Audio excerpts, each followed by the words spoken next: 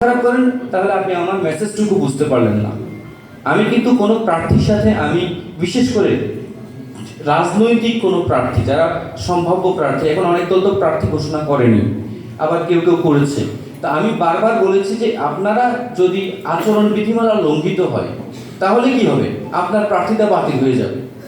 একটা সময় ছিল যখন আমরা এই মোবাইল কোর্ট করেছি, আবার আপনার আইনের আওতায় এনেছি, কিন্তু সেগুলো খুব বেশি প্রভাব বিস্তার করেনি।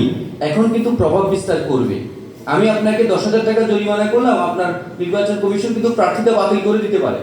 এইটিকে আমলে নেই যে ওনার 10,000 টাকা জরিমানা হয়েছে, মোবাইল কোর্ট করা হয়েছে, আপনি আচরণ বিধিমালা লঙ্ঘন করেছেন, দ্যাটস এনাফ, কোনো এক্সকিউজও আপনাকে দেবে না। তো এই জায়গায় আমি সকলকে আমি কিন্তু বলছি যে আমি আচরণ বিধিমালা প্রতিপালনে আমি বদ্ধপরিকর। কোথাও কোথাও কিছু কিছু ঘটনা ঘটেছে, আমি সেগুলোকে বড় ঘটনা মনে করি না।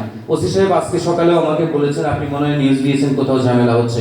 দেখেন, কোথাও কোথাও কেউ কেউ ঝামেলা তৈরি করার চেষ্টা করছে। আমি আপনাদের কাছে এই করজোরে আমি অনুরোধ করি, এই উপজেলাটা আইন শৃঙ্খলা পরিস্থিতি যেন স্বাভাবিক থাকে, যেন একটি মানুষও হতাহতের ঘটনা না ঘটে। এটি আমাকে আপনারা নিশ্চিত করতে হবে যে নির্বাচন হবে 12 ফেব্রুয়ারি ত্রয়োদশ জাতীয় সংসদের নির্বাচনের ফলাফল যেন হাসি মুখে আনন্দ করতে করতে আমরা সেলিব্রেট করতে পারি, যেন একটি প্রাণ আহত না হয়, একটি কেউ হতাহতের ঘটনা না ঘটে। আমি অলরেডি জেলা রিটার্নিং অফিসার এবং বিজ্ঞ জেলা ম্যাজিস্ট্রেট এবং ডিস্ট্রিক্ট জাজ স্যারকেও আমি বলেছি যে আমার এখানে আইন শৃঙ্খলা পরিস্থিতির কোনো অবনতি হবে না। তা আমাকে বলেছে কেন হবে না, আমি বলেছি আমি আমার নেতা কর্মীকে আমি আশা করি বোঝাতে পারবো যে এখানে কোনো ধরনের ঘটনা যদি ঘটে সেটা জাতীয়ভাবে আপনার উপজেলাকে বিতর্কিত করবে।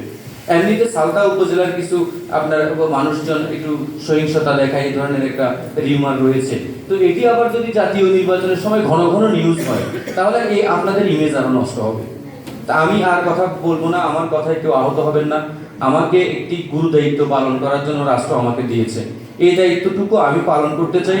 আমার ওসি সাহেব রয়েছে, আপনারা রাজনৈতিক নেতৃবৃন্দ রয়েছে, এখন ওনাকে পেছনে বসালাম কেন?